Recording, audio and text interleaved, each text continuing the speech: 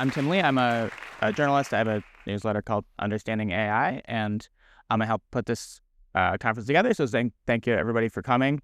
And yeah, this panel is going to be about trucking, which I think has gotten a little less attention than it deserves because it's a huge industry. It's going to be really important for the economy and for safety if we can get trucks to be fully driverless. And this is going to be a big year, I think. I mean, we've got Aurora talking about starting this month, and I think some of the other companies are planning to go driver out relatively soon. And so we got three of the kind of leading companies here. And I want to start just by getting people to introduce themselves and talk a little bit about their background. So let's start with Daryn. So you've spent time at Uber. You're at Aurora during, after they kind of started working on trucking. And now you're at Waabi. What did you learn from those earlier two jobs that you brought to Waabi? And what do you see as kind of distinctive about the approach that Waabi's taking to this kind of autonomy? Sure. Yeah, I think for me, Waabi was refreshing in that at Uber and then following at Aurora, we were in a very different world where the technology was kind of pioneering, I would say, in the early days, but it also was based on technologies that were around at that time. And the team that started Waabi was the R&D team at Uber, ATG, Raquel in particular, our CEO. And the AI first approach, a lot of the things that we were doing there were just very hard to integrate into the core product on the software side, given the company's momentum, where the focus was, the number of people we had, and just the cultural momentum. So when we came to Waabi, for me, it was very exciting to see the opportunity to bring in the next generation of technology. So at Waabi, what the core differentiators we have are really on that AI first approach. We have two main products or two main pillars. Waabi World, which is our simulator, generative AI neural simulator. It really allows us to challenge the exercise the system, without being on the road. So the first year of the company, we built that simulator. We were able to then build our autonomy system without having the physical truck. And by the time we were ready to go into the track and onto the road, we had something that was already quite performant. Obviously, now we drive real-world miles as well to augment that and to get full diversity.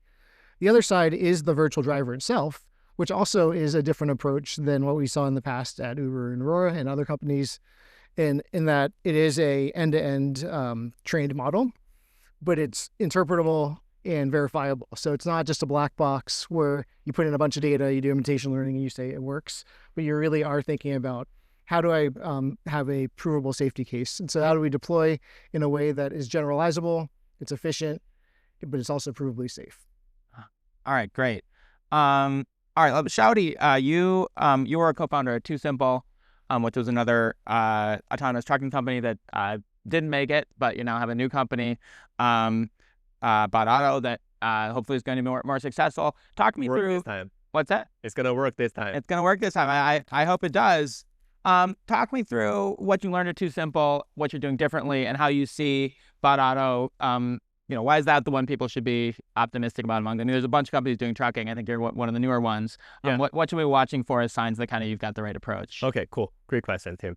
I think the learning is not only about TuSimple, it's really about the whole industry. Because I lived the industry for like 10 years, seen a lot of things happen. I think the biggest lesson that I've learned is that everyone is trying to sell technology. But instead, what we should sell is a product. Technology is not the product. If you sell technology, we'll create hype. If you sell a product, you'll make money. And that means everyone has to face the real problem, the real question, how can we make money by doing autonomous driving? Very simple, yes, very sophisticated question. The answer, I think, lies in the cost per mile. So in this iteration, we bought Auto, we're focusing solely on cost per mile. That means that our product is not about selling the hardware or software to others, but selling the capacity. Consider us as a trucking company. It's not insulting to consider a technology company as a trucking company. I mean, we're proud of it.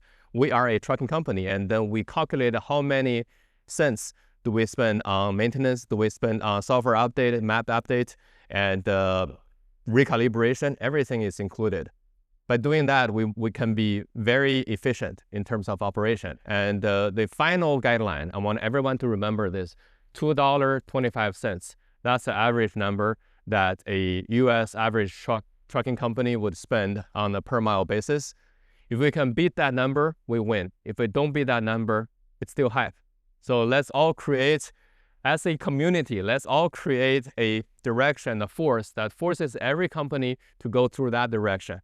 I'm not talking to my company, but also I'm talking to the entire industry. We should all focus on that number. By doing that, we're creating something solid and something that lasts. So this obviously makes sense. You can't have a profitable business if you're not, if your, revenue doesn't exceed your costs. But it seems like you can't do that at all unless you have a system that's safe enough that you can do driver out. And the trucking companies that haven't succeeded in the past, most of them never even got to the point where they had where they had the trucks running driverlessly at all. I guess why are you confident? I mean, I guess I would think about it as two kind of thresholds. First, you have to get to the point where you have driver out and safe, and then once you do that, you can kind of think about doing safety. Talk to me about how you get to that first threshold, or why if that's not the right way to think about it, why is that not the right way to think about it? Okay, so first of all, I don't really see driver out as a technical challenge. I mean, I have been there in the year of 2021, so been a while. And I know Aurora is about to launch their driver out this month, and we also announced that Bot also is going to launch driver out this year. To be very honest, I don't really see that as a technical challenge. But on the other hand, there's a lot of things that we need to work on. If I take down the technology side into 3 pillars, those are 1, hardware reliability or hardware redundancy. I know that Torc is doing a great job in hardware redundancy.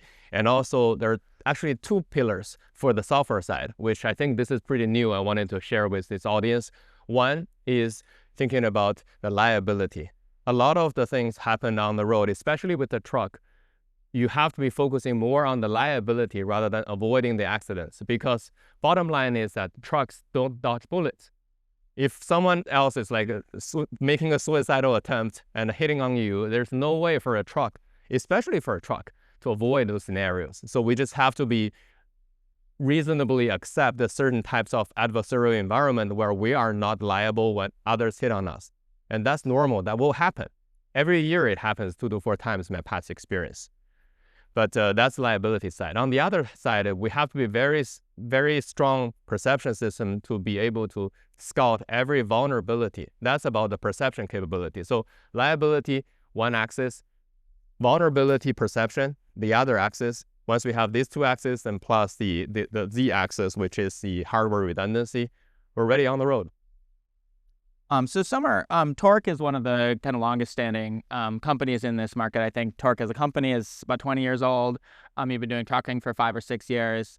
Talk to me about that history and what the company has learned, what kind of infrastructure and relationships you build that that'll make you a strong contender to be a leading trucking company. Thanks for having me here. And first of all, I want you to know that the panel already had beef in the background because they didn't tell me we were supposed to wear cool sneakers. And I was feeling pretty left out. I'm a shoe person, but that's all right. We'll get over it.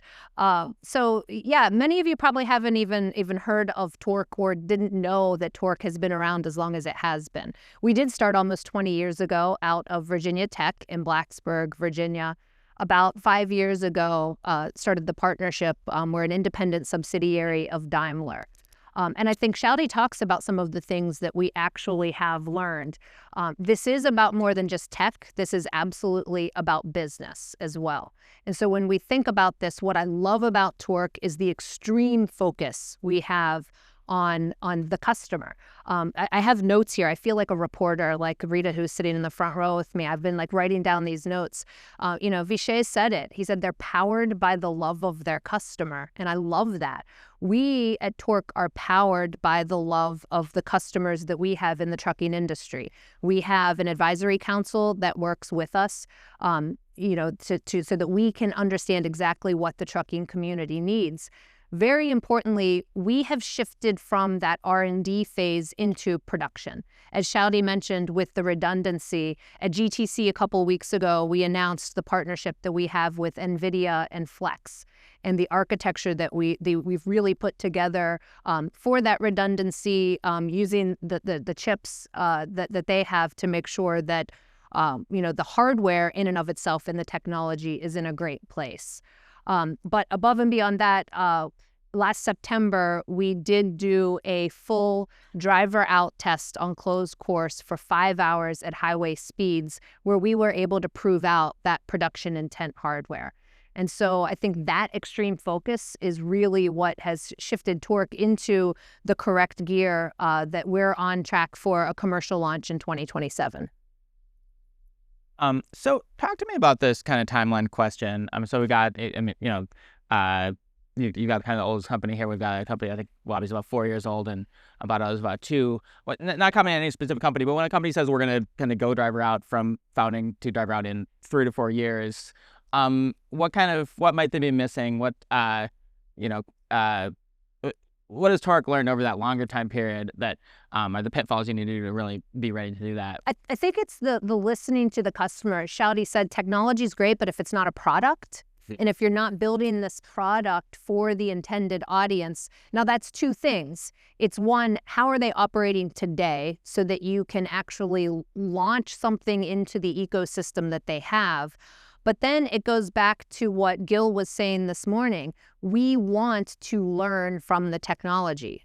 We're trying to make lives better with this. So it's twofold. What we've learned at Torc is that you have to listen to those customers. You have to understand the ecosystem that they're in. You have to then be able to launch into that, but you want to make it better, and you want to make sure that we are creating that human experience that makes an improvement. And I think from a business case standpoint, from a technology standpoint, Torc has learned that you have to follow those both paths. I do disagree with you a little bit that, it's not just about, okay, let's get to a level of safety and then we can focus on the other things. You have to make sure you're focusing on all of those things as you move forward.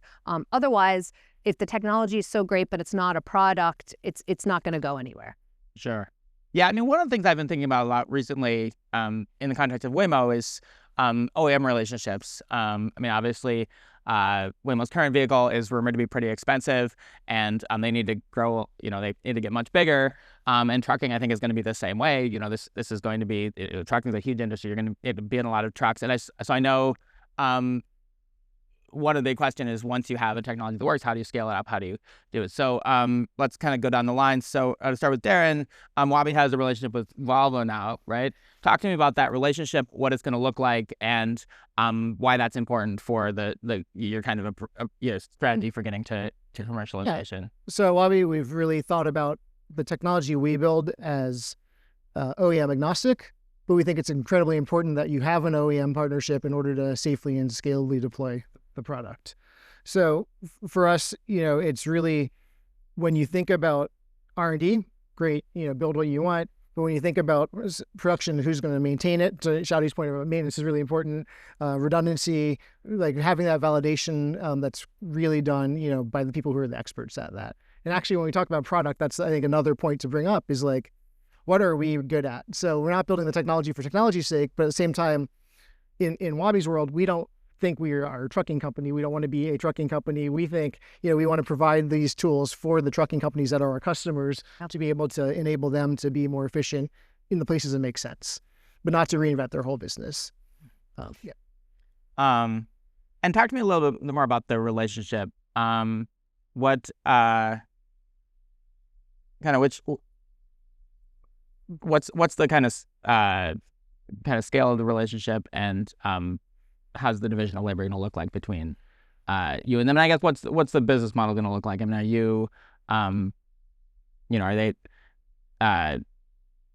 who does the customer pay, and what does the relationship between you and them and the customer look like once you're in the market?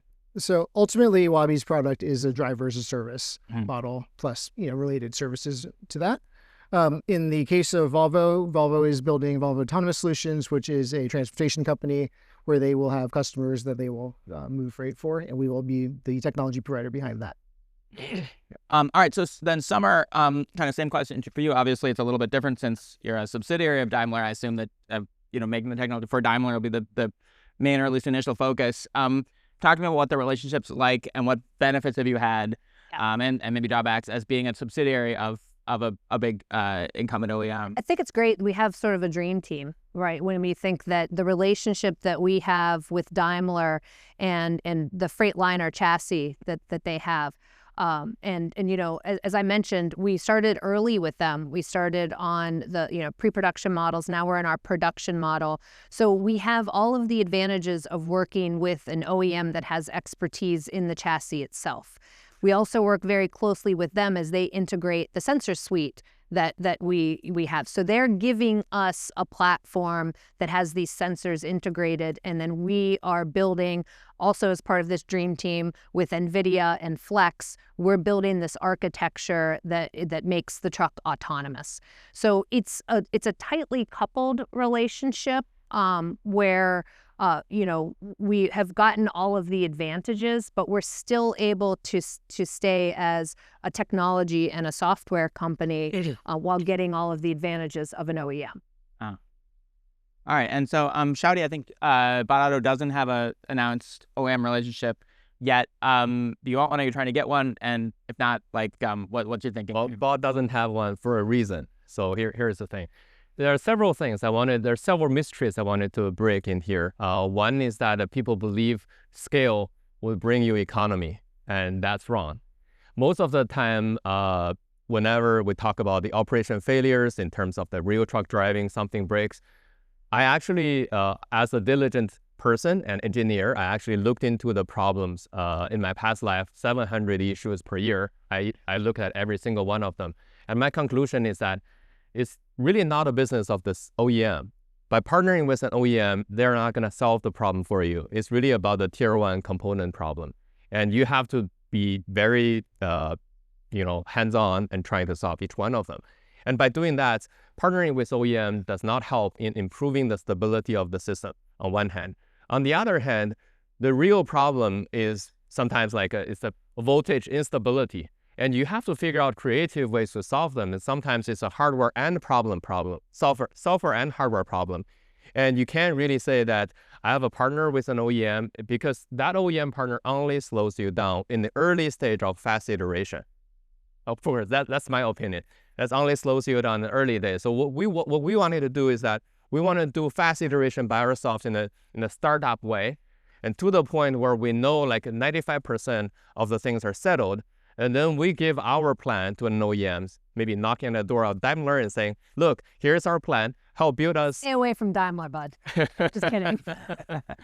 and then that's the thing that the OEM is very good at doing what they do, which is mass production. And we're very good at early stage iteration prototyping. So that's where the best of the two worlds married together. And I wouldn't disagree with you in most cases in the sense that, yeah, you think of an OEM, this behemoth, right? It's slow, it's turning the big ship. You do have to have the right relationship, and you do have to have the ability to have that fast turnaround and solve those problems. I think that is something that over the past 5 years that Torc has really built that type of relationship with Daimler.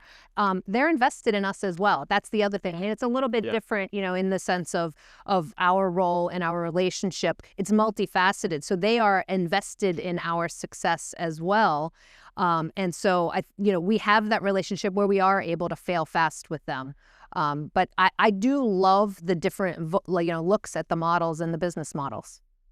I'll just add to that. I think in the same way, from a development standpoint, we are, building our own sensor pods, doing the integrations with our suppliers, supplying the hardware.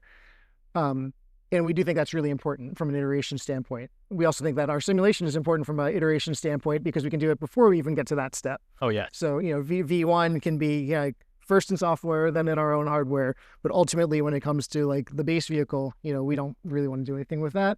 When it comes to the modules that we're adding that are kind of that automotive grade and support, that's where we want to shift to the OEM and the real tier ones. Mm-hmm. So Xaodi, let me ask you a little bit more about this. I feel like this is an example of the thing I was saying about the kind of safety and then commercialization, in the sense that, again, when I watch what's happening at Waymo, my understanding is one of the reasons their vehicles are expensive is they buy kind of an off-the-shelf vehicle. They have to take it apart, put in all the sensors and the redundancies and stuff, put it back together, and that costs tens of thousands of dollars. And so if you want to do large scale, that's too expensive.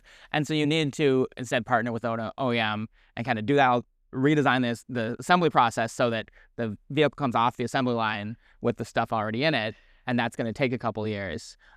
Is that is like trucking different, or am I misunderstanding, or is it the case that kind of once you have your kind of small scale profitable thing, it's still going to take 2 or 3 or 4 years to go to these OEMs, say we have this thing that'll work, but you guys are going to have to like build a new assembly line or kind of redesign your assembly line so that we can then churn these out in the thousands or the tens of thousands? All right, let me give you something like our internal timeline and the data. I have done this calculation in a very careful way and also not so optimistic. I'm trying to be conservative on this. Yeah. We've done our calculation, and within 100 trucks, and from now on, give me 2 years, 100 trucks, we can make our cost per mile lower than $2.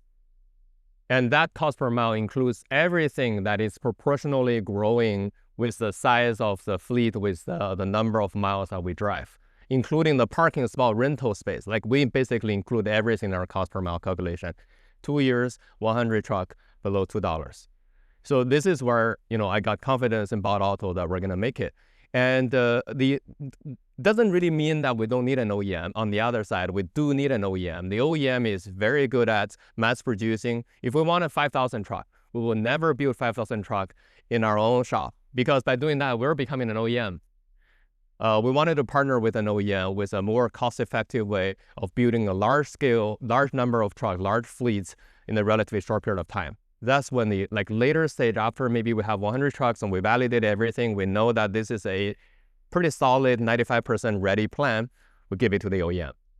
So the model here is you can reach profitability at a small scale, and you're just going to kind of eat the extra cost of having to retrofit the trucks, but you can still do that in a cost-effective enough way that the company can be profitable before you get the kind of big OEM deal where you get the 10,000. Basically, yes, you're right. So it's not about the company. The technology will make money in every mile that it drives on the road, but it does not include the non-proportional side, or like R&D costs is not going to be amortized by the small fleet of 100 vehicles. But we need to make sure that this 100 vehicle fleet is the product, and the product is ready, it's proven by the real world metrics. And only after that is the time, I think, mature for Bot Auto to knock at the door at the OEM. Right. As a customer, not a partner. Right. Okay.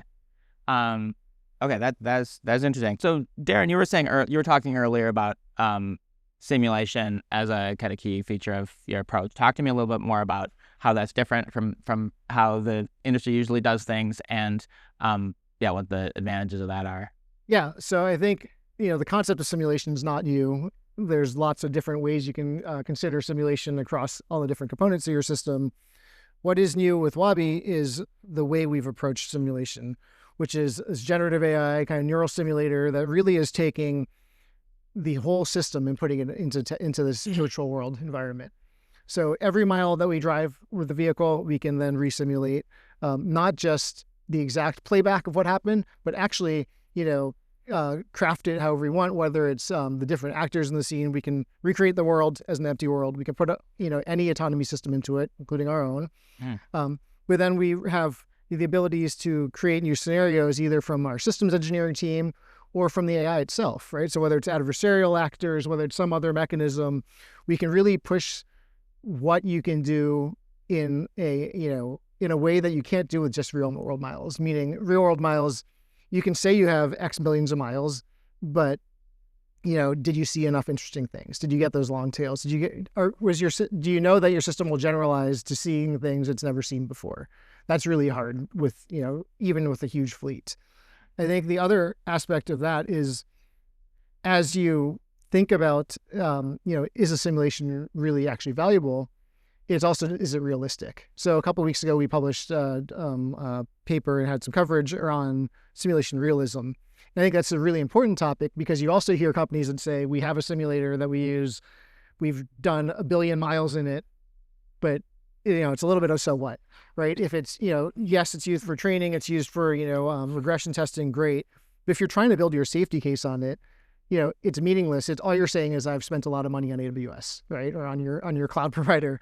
But what we've done is really take a kind of structured framework, which we've now released so that anybody can follow that, and some really quantitative metrics so that we can say, here is how you measure the realism of the simulation.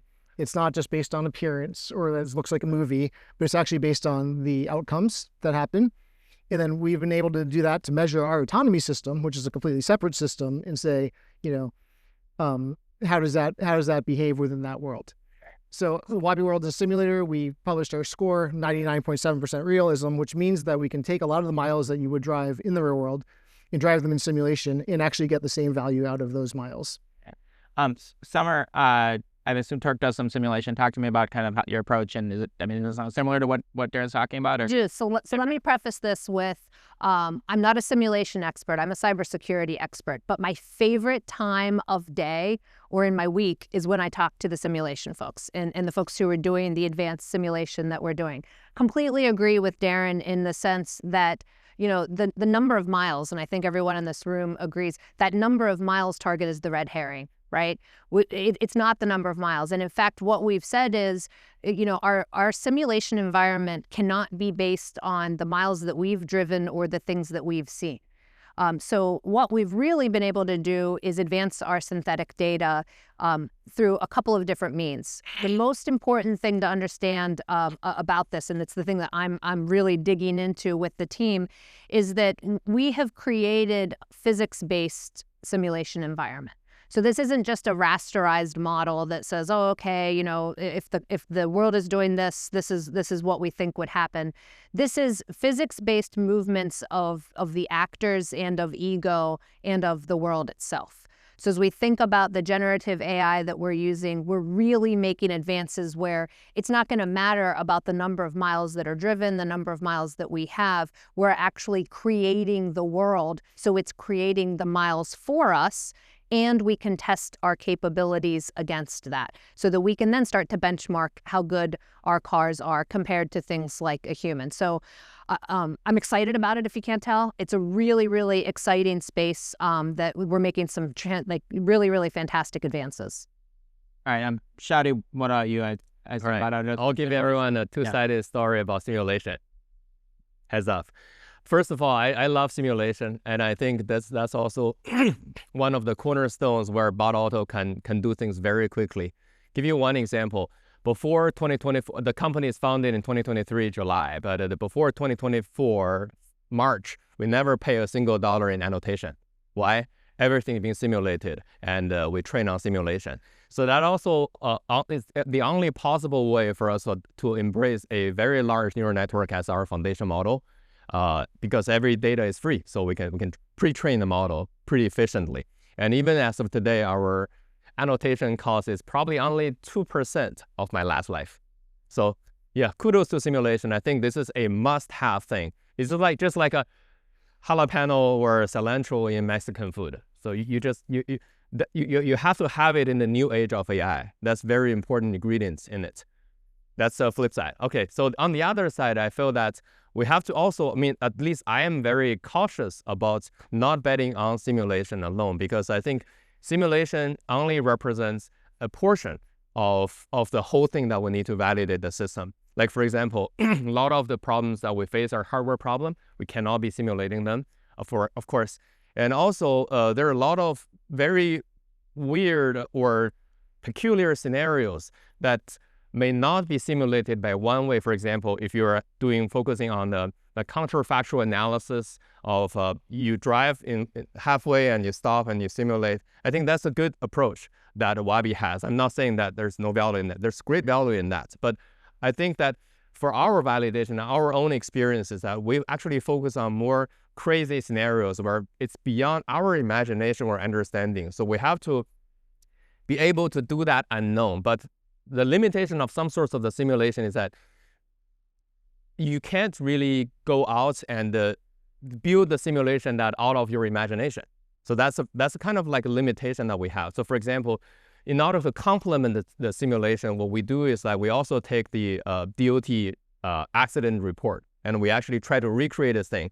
You can argue that's a different form of simulation, but we actually do this type of simulation in addition to the counterfactual analysis type of simulation, but blending all simulation together. This is like, we do tempura, and you can dig in and become the god of tempura, or you just try to do whatever cuisine that you have and put them all together. When you're really talking about all the food. And you have the quote of the day: simulation is the cilantro of the AV burrito. I think that's going to be right on the Ride AI website. Yeah, maybe. Yeah. But okay, so here's another competing quote. Whenever we talk about simulation, I think another analogy will be hi-fi. So I think you invest in simulation, but only to some extent. Like I spent my first month's salary in giving myself a very serious hi-fi system.